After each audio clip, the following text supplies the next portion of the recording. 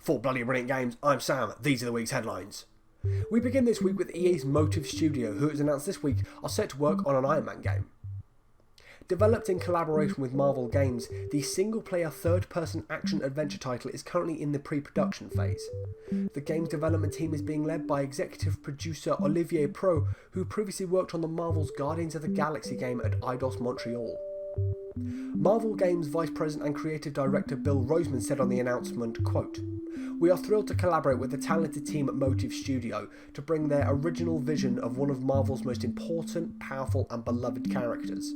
Their experience developing both established entertainment worlds and thrilling gameplay, combined with their authentic passion for the Iron Icon, will fuel our quest to deliver a love letter to a legendary hero in the form of the ultimate Iron Man game." EA said the Iron Man project is the first of several new games being created through a collaboration with Marvel. The company is also reportedly making a single-player open-world Black Panther game.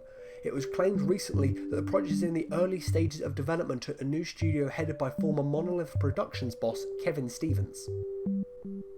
Some troubling news for 2K now. The company has issued a warning following an unauthorized third party gaining access.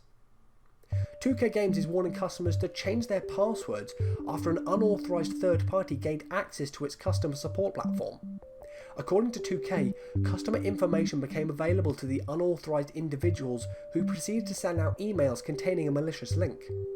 The company warns customers should they receive an email from support not to click on any links directing them to reset their password.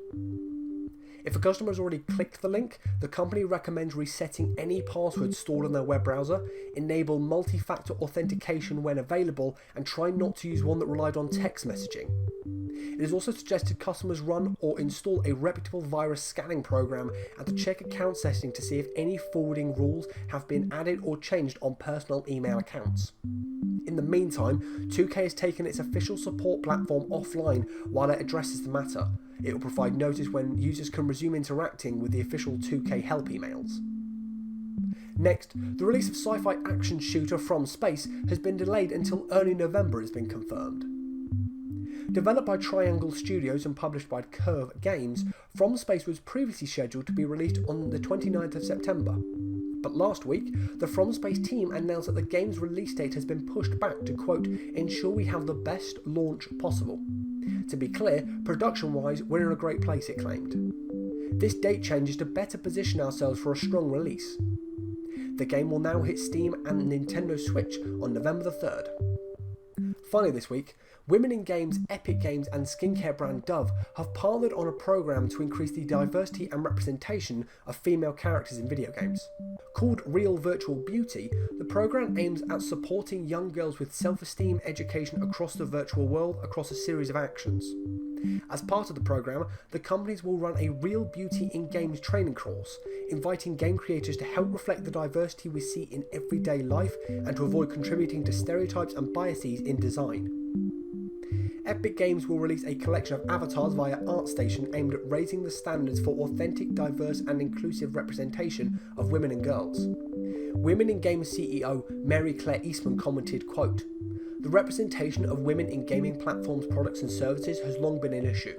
What's so important here is that the innovative tools and training reach the target audience, where there is the opportunity to make a real difference." Before we go, a quick roundup of the notable releases from the past week.